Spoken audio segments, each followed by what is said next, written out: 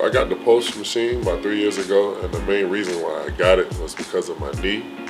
I had a real bad bone bruise, and that's, no matter what I was doing on the field, every movement I was making, I was feeling the bone bruise. And I think I tried some of everything. I did PRP, I did stem cell, and that helped, but nothing helped me like the pulse machine. The pulse machine, as soon as it took a while, it took a good 2 weeks actually, on a daily basis with me using it, and my pain was completely gone. So it actually helped me heal on a faster note.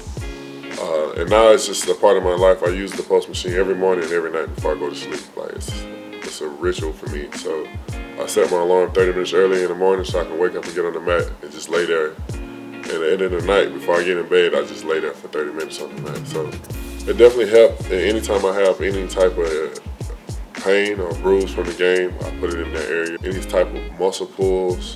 There's been times I had, last year it helped me with my hamstring. I popped my hamstring pretty good, and they told me I was going to be out longer than I was supposed to.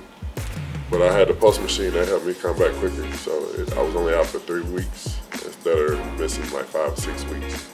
So I definitely believe in this, and I think it helped me in my career a lot.